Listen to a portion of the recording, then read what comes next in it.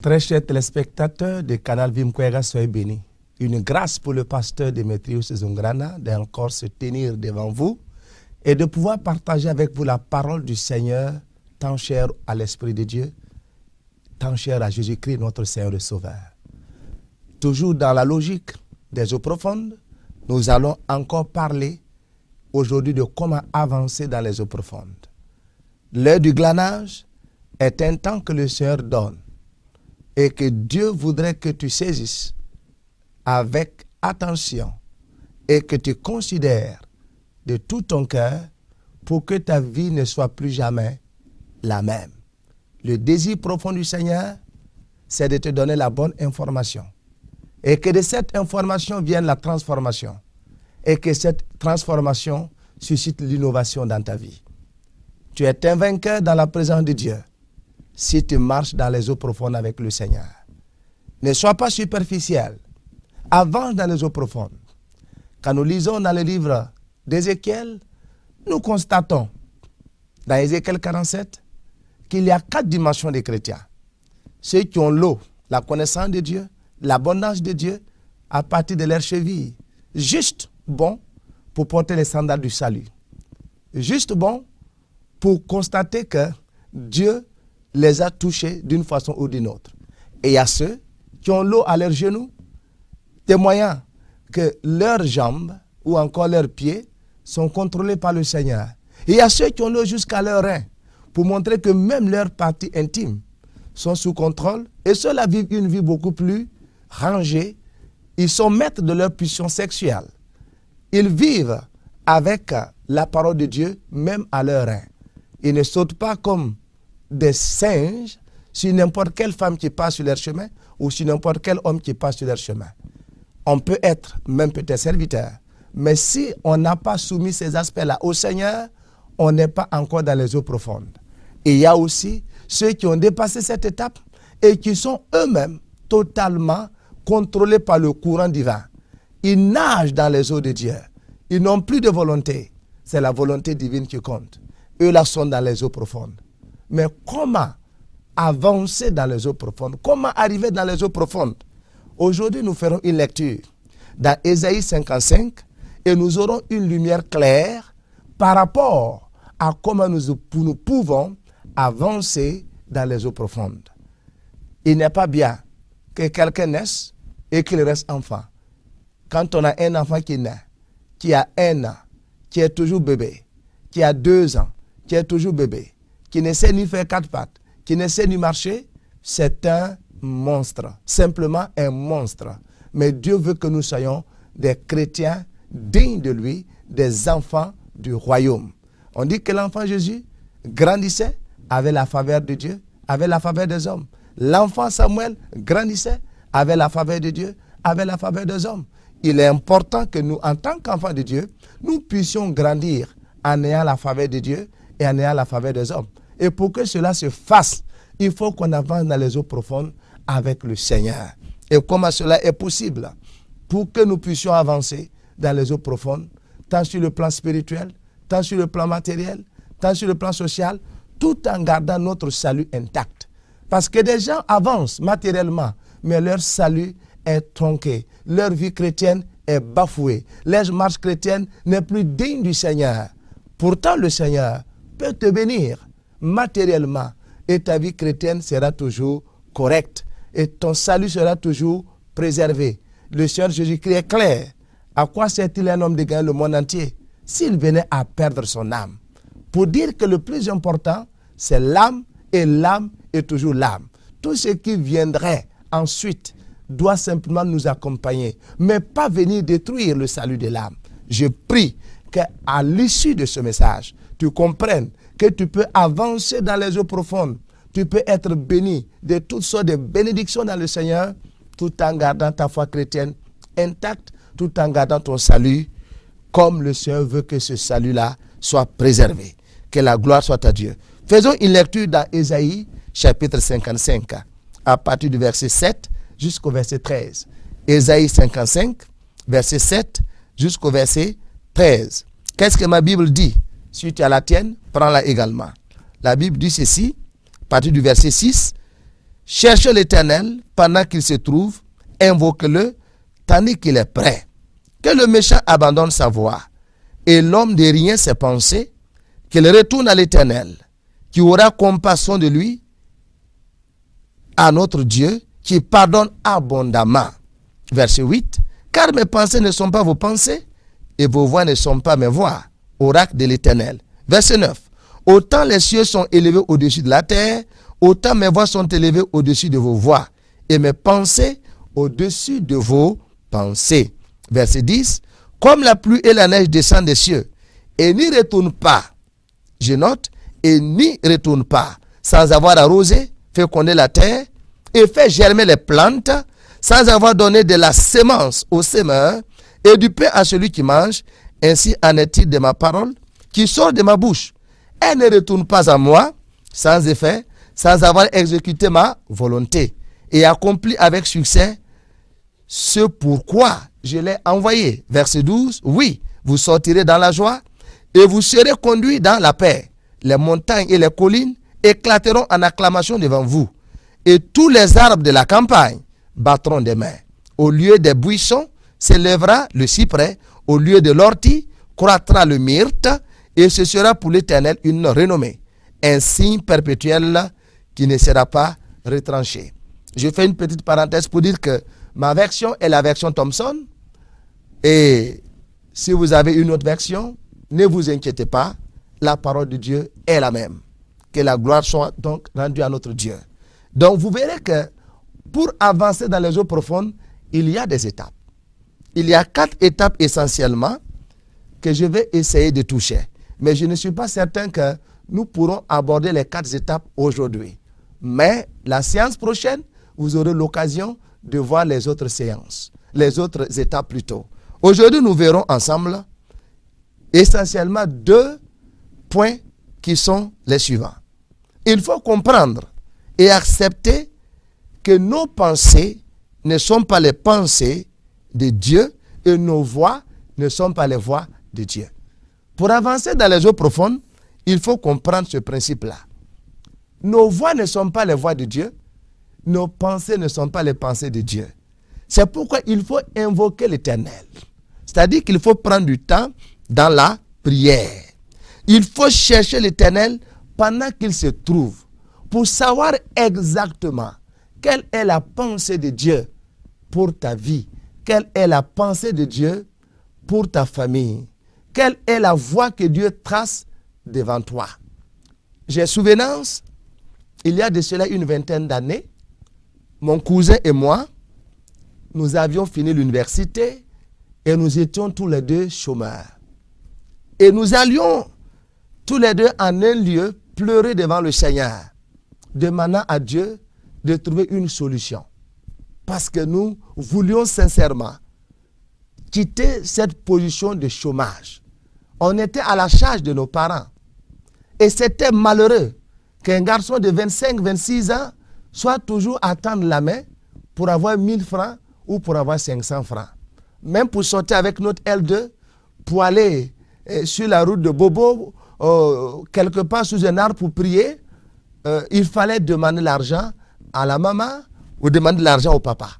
Et c'était devenu difficile. Mon cousin et moi, on a pris du temps devant Dieu. On a pleurniché. On a crié à Dieu. Et je me rappelle qu'un jour, le Seigneur va nous répondre. Et ce jour-là, le Seigneur me dit, voilà, tous les deux, vous êtes des étudiants, vous avez fini. Mais lui, il va devenir un homme d'affaires. Mais toi, tu seras obligé d'accepter l'appel qui a été planifié depuis longtemps par moi sur ta vie. Je dis, mais qu'est-ce que ça veut dire? Il dit, mais il faut que tu acceptes d'entrer dans le ministère. Il faut que tu deviennes un serviteur de Dieu. Il faut que tu acceptes de devenir pasteur. C'était difficile pour moi. Très difficile parce que j'enviais plutôt la position de mon cousin qui devait être homme d'affaires. On lui dit, voilà, toi tu vas commencer à Bobo comme petit commerçant. Voilà comment tu vas commencer. Mais voilà, quand l'œuvre va commencer à progresser, quand ton commerce va commencer à avancer, tu auras un accident avec une 4x4, mais la 4x4 ne te tuera pas, tu t'en sortiras. C'est juste un signe pour que tu comprennes que c'est moi l'Éternel qui t'ai conduit à Bobo pour que tu commences les affaires. mais je vais bénir tes affaires et tu seras une source de bénédiction pour l'œuvre de Dieu. Mais toi, Démétrius, il faut que tu me serves parce que c'est toi-même que je veux. Ce n'est pas ton argent qui m'intéresse, mais c'est ta personne.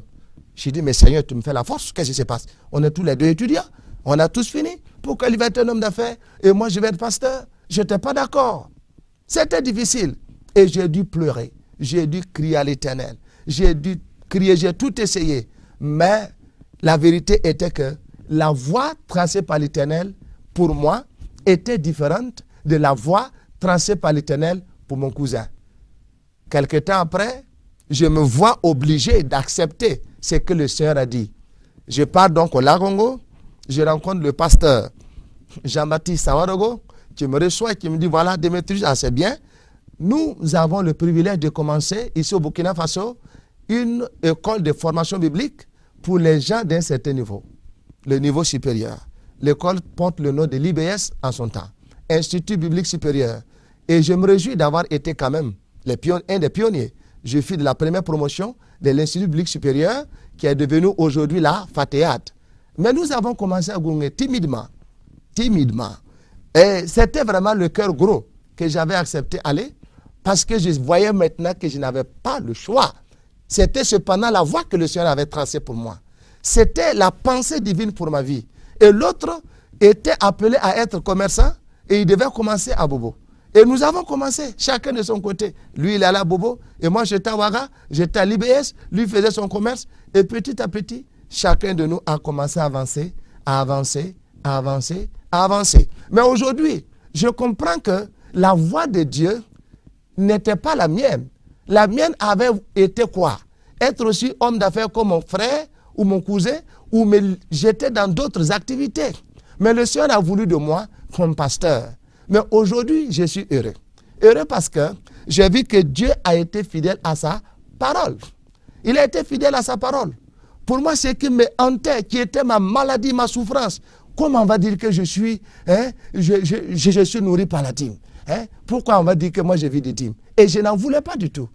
Mais le Seigneur m'a prouvé que c'est lui qui était capable de faire au-delà de ce que nous pouvons penser. L'autre, mon cousin, est béni. Aujourd'hui, je suis content de lui. Quand on se voit tous les deux, on est heureux. Mais moi aussi, je suis béni. Je suis heureux parce que je ne suis pas mendiant à l'armoyant, comme le dirait quelqu'un. Gloire soit rendue à Dieu. Je voudrais donc qu'on comprenne.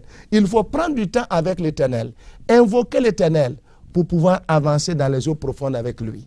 Parce que lui sait quelle voie il a tracée devant toi. Lui sait quelle pensée il a planifié pour toi, qu'est-ce qu'il a décidé pour toi. Et tant que tu ne seras pas dans la pensée divine, tant que tu ne seras pas sur la voie tracée par Dieu, tu ne peux pas avancer dans les eaux profondes. Tous tes efforts seront vains. Les tentatives seront vaines. Tout ce que tu essaieras ne donnera pas de résultats. Et tu vas penser que Dieu ne t'aime pas. Dieu t'aime cependant. Mais les voies ne sont pas les mêmes. Je voudrais que tu comprennes cette histoire. Il s'agit d'un oiseau migrateur, un petit oiseau migrateur qui a fait la rencontre d'une fourmi. Et c'était avant l'hiver. Il a vu que la fourmi était en train d'amasser nourriture sur nourriture. Nourriture sur nourriture. Et lui, il dit à la fourmi, mais qu'est-ce qui se passe? Pourquoi est-ce que tu es en train d'amasser autant de nourriture? Et la fourmi qui lui dit, mais tu ne sais pas, mon ami, bientôt l'hiver arrive. Et quand l'hiver viendra, nous allons nous contenter de manger ce que nous sommes en train d'amasser. C'est pourquoi nous sommes en train d'amasser maintenant cela dans notre storeroom, dans notre maison. Et voilà le petit oiseau migrateur qui est triste. Il se dit, mais écoutez là, quel genre de parents j'ai? Des parents inconscients, des parents insouciants. Qu'est-ce qui se passe? Pendant que d'autres sont sérieux, sont sincères, ils savent se préparer des provisions pour l'hiver. Moi, mes deux parents, papa et maman, passent le temps à dormir. Ils ne s'occupent de rien, ils ne se soucient de rien. Et alors, il se dit qu'il va prendre les choses en main. Alléluia. Le petit oiseau migrateur décide de prendre les choses en main. Il commence à ramasser, à attraper sauterelle après sauterelle. Il commence à attraper papillon après papillon. Les parents reviennent le soir après une belle balade. Ils constatent que leur maison est remplie de pourriture. Sauterelles, papillons, insectes ci, insectes là. Et on lui demande, mais qu'est-ce qui se passe, mon tout petit? Il dit, mais vous n'êtes pas conscient. Vous ne savez pas que l'hiver arrive. Je suis déçu de vous. Des parents consciencieux ne feraient pas cela. J'ai décidé de prendre ma destinée en main. J'ai décidé moi-même de me battre. Parce que là où vous êtes là, je ne sais pas si vous êtes des parents consciencieux. La fourmi m'a dit que l'hiver arrive. Moi, je n'ai jamais connu d'hiver. Et alors que elles sont en train de se préparer, amasser nourriture sur nourriture, vous vous promenez pendant ce temps, vous prenez des fêtes, vous tournez. Ce n'est pas normal, parents. Et les parents de rire et de lui dire, tu sais, notre petit, tu ne sais pas que tu n'es pas une fourmi. Tu n'es pas une fourmi. La fourmi doit faire comme ça. Mais toi, tu es un oiseau migrateur. Est-ce que tu comprends? Tu es un oiseau migrateur. Avant l'hiver, nous allons nous envoler d'ici et nous irons dans un pays chaud où de la nourriture fraîche et bonne nous attend. Nous n'avons pas besoin de vivre de pourriture. Nous n'avons pas besoin d'amasser des sauterelles. Peuple de Dieu, connais-tu ton identité? Sais-tu qui tu es? Es-tu fils de Dieu ou es-tu fils du monde? As-tu reçu le Seigneur Jésus-Christ comme Seigneur et Sauveur? Ou es-tu imitateur des enfants de Dieu? Si tu as reçu le Seigneur Jésus-Christ comme Seigneur et Sauveur, tu dois comprendre que ta vie ne dépend pas de ce que tu amasses. Tu dois comprendre que tu vis de l'éternel et tu dépends de l'éternel. Je ne veux pas dire que tu ne dois pas planifier, tu ne dois pas planifier des choses, non. Mais tu ne dois pas être insensé au point de dire qu'il te faut construire suffisamment de greniers, serrer tes biens dedans, et comme ça, tu vas vivre belle vie, une vie tranquille. Ta joie ne vient pas de ces choses. Dans la Bible, il y a eu cet insensé, mais il a payé de sa vie. C'est que tu dois comprendre, Dieu est fidèle. Et c'est la fidélité de Dieu qui doit rythmer ta vie de tous les jours, qui doit conduire ta vie de tous les jours. Quand le peuple de Dieu était dans le désert, la manne descendait chaque jour. Dieu n'a jamais failli. Tu as un Dieu qui ne faillit pas. Tu as un Dieu qui est fidèle à sa parole. Ce qu'il dit, il le fait. Ne sois pas dans la peur. Ne t'épouvante pas, parce qu'il est fidèle pour te conduire à bon port. Sois sur la voie qu'il a tracée. Quand j'ai compris cela, j'ai dit, Seigneur, je crois en toi. Je crois en toi. J'ai eu l'occasion d'être dans des situations où des millions se sont présentés à moi. Mais j'ai dit non. Ces millions-là sont contradictoires à la parole de Dieu. Ces millions-là sont contradictoires au fondement biblique que le Seigneur m'a donné. Je ne peux pas les suivre, je ne peux pas les accepter. Et j'ai décidé de rester fidèle à Dieu. Je ne suis pas en train de faire une auto-justification ou de tenter de montrer que je suis blanc comme neige. Je ne le suis pas. Personne n'est blanc comme neige. Seul le Seigneur est blanc comme neige. Nous sommes tous des pécheurs. Mais nous devons faire l'effort de marcher selon les normes bibliques. De marcher en comptant sur la fidélité du ciel, en comptant sur la fidélité de notre Seigneur et Sauveur, Jésus-Christ. Et c'est ce qui est essentiel. Quand nous sommes dans la pensée du Seigneur, quand nous suivons la voie établie par le Seigneur, nous n'avons pas peur. Parce que Dieu est fidèle et juste pour nous conduire à bon port et pour que nous soyons heureux, que nous soyons en paix dans notre marche chrétienne. Ne t'épouvante pas. Ta vie peut changer et ta vie doit changer si tu reçois cette bonne information aujourd'hui. Est-ce que tu es là où tu dois être? Est-ce que tu fais ce que tu devais faire? Est-ce que c'est ce que Dieu a planifié pour toi? Es-tu un pion là où tu devais être?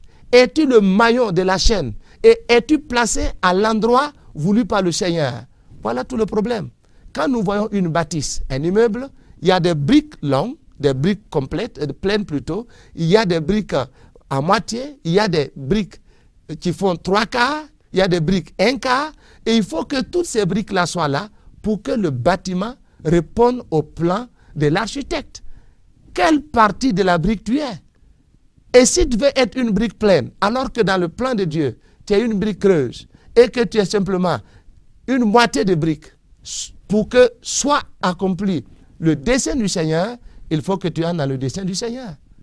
Il faut que tu sois dans le dessein du Seigneur. Aujourd'hui, Dieu m'a permis d'avoir une maison, d'avoir une voiture. Gloire à Dieu. Mais je n'ai pas été homme d'affaires. Et ce n'est pas un homme d'affaires qui m'a donné ça non plus. Mais c'est le pastorat, c'est la parole de Dieu, c'est Dieu qui l'a rendu possible. Parce que Dieu savait que j'avais besoin de ça maintenant pour telle mission ou pour telle autre. Et vu que je suis là où il veut que je sois, l'Éternel est présent. C'est lui qui est d'abord là et moi je viens. Mon frère qui est aussi homme d'affaires, il a aussi une maison, il a aussi une voiture, parce qu'il est là où Dieu voulait qu'il soit. S'il décidait d'être pasteur comme moi, il ne serait pas béni comme il est béni. Si j'avais décidé d'être homme d'affaires comme lui, je ne serais pas béni comme je suis béni. Mais parce que chacun a invoqué l'Éternel et que nous avons entendu la voix de l'Éternel et que nous avons su ce que l'Éternel voulait pour chacun, nous sommes en train d'avancer dans nos eaux profondes. Parce que chacun a ses eaux profondes et c'est l'Éternel qui peut te dire où se trouvent tes eaux profondes. Sois vigilant, sois prudent. Ce ne sont pas la multiplication de tes prières, ce ne sont pas les multiplications de jeûnes qui vont changer quelque chose. Non, ce n'est pas possible. Tu peux jeûner 30 jours, tu peux faire le jeûne d'Esther, tu peux faire le jeûne de je ne sais qui, mais tu n'auras pas de résultat si tu ne te trouves là où Dieu t'attend. Quelqu'un qui veut emprunter le train pour aller en Côte d'Ivoire, s'il ne part pas à la gare du train, il va aller en Côte d'Ivoire, mais pas avec le train. Si quelqu'un veut aller aux États-Unis par avion, s'il ne part pas à l'aéroport, ce n'est pas par avion qu'il ira aux États-Unis. Que la grâce de Dieu soit avec nous. Je voudrais qu'en tant que chrétiens, nous cessions d'accuser Dieu vainement. Parce que nous ne sommes pas obéissants à Dieu. Nous ne marchons pas selon les voies de Dieu. Nous ne marchons pas selon les pensées de Dieu. Alors que la Bible est claire, quand l'Éternel approuve les voies de quelqu'un, à son égard, il dispose même ses ennemis. Même ses ennemis. Mais quand l'Éternel n'approuve pas tes voies, qui devient ton ennemi? C'est l'Éternel Dieu lui-même qui devient ton ennemi et qui t'empêche d'avancer. Et tu passes le temps maintenant à accuser les autres. Ah, c'est mon oncle qui ne m'a pas soutenu. C'est mon grand frère là. C'est ma soeur. Hein, c'est ma tante. Moi-même, je suis né. Je ne sais pas quel genre de parents j'ai eu. Les parents ont échoué. Oui. Que tu naisses pauvre, que tu naisses misérable, c'est un accident. Mais que tu meurs pauvre, que tu meurs misérable, c'est ta faute. Écoute, tu as un Dieu. Est-ce que tu as invoqué ton Dieu? Que le Seigneur t'aide à comprendre ce principe-là. Nous allons avancer rapidement avec le deuxième point. C'est vrai qu'on ne pourra pas peut-être l'achever. Le deuxième point nous dit qu'il faut comprendre et accepter que quand Dieu parle, sa parole ne retourne pas à lui sans effet. La parole de Dieu, quand Dieu parle, cette parole ne retourne pas à lui sans effet. Très souvent, nous parlons nous-mêmes, mais nos paroles ne sont rien. Nos paroles sont vaines. C'est les paroles de Dieu qui sont réelles. Quand Dieu parle, sa parole qui sort devient prisonnière de la création. Et cette parole ne peut retourner à Dieu sans effet. C'est pourquoi quand nous parlons, nous devons faire attention. Parce que la parole qui sort révèle qui nous sommes et la parole démontre de quel bord nous sommes. Si nous sommes de Dieu, nous devons parler comme Dieu parle. Si nous sommes du monde, alors cela aussi sera révélateur. Que le Seigneur nous aide ce matin. La parole de Dieu doit donc constituer le fondement de notre marche chrétienne. Si nous ignorons ces choses, nous sommes perdus. La parole qui sort de sa bouche ne retourne pas à lui sans effet. Et c'est ce qui s'est passé au temps du prophète Élisée. Il était arrivé un temps où Samarie a été encerclée par des Syriens. Et les soldats syriens qui avaient encerclé Samarie étaient tellement forts. Pendant 2 ans environ, la ville était prisonnière. La ville était prisonnière. Tellement prisonnière qu'il n'y avait ni à manger ni à boire. Et il a fallu toute la grâce de Dieu. Et Dieu n'avait pas parlé. Mais quand Dieu a parlé, les choses ont changé. La séance prochaine, nous vous montrerons la puissance qui se trouve dans la parole de Dieu quand nous entendons et que nous mettons cela en pratique. La Bible nous dit, la foi vient de ce qu'on entend. Ce qu'on entend vient de la parole de Dieu. Et pour terminer, Jésus a dit, quand je reviendrai sur terre, trouverai-je la foi? Cela est important. Parce qu'un chrétien sans foi, il a tout perdu. La foi vient de ce qu'on entend. Pas de ce qu'on a entendu, mais de ce qu'on entend.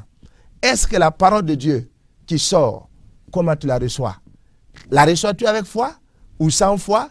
Nous verrons les résultats de cela la semaine prochaine. Que Dieu te bénisse. Je veux que tu avances avec moi dans les eaux profondes cette année 2015 et tu verras que ta vie ne sera plus jamais la même, tant spirituellement que matériellement. C'est pourquoi ne rate jamais l'heure du glanage. CVK, l'heure du glanage. Sois vigilant, sois attentif et chaque fois, aie un calepin, note. S'il y a un point que tu ne comprends pas, appelle-nous aux numéros qui s'afficheront à l'écran. Nous sommes prêts à t'aider à avancer dans les eaux profondes. Je vais prier pour toi. Si tu es malade, si tu as un fardeau, si tu as un problème quelconque, aie foi en Jésus-Christ et je prierai pour toi maintenant. Seigneur, selon ta parole, qui donne la vie, qui donne la santé, qui donne le succès, qui ôte le fardeau, libère ce matin, libère ce soir, libère cette nuit. Que tous ceux qui sont en contact avec l'heure du glanage reçoivent la vie en abondance au nom du Père, au nom du Fils, au nom du Saint-Esprit. Amen. Soyez bénis.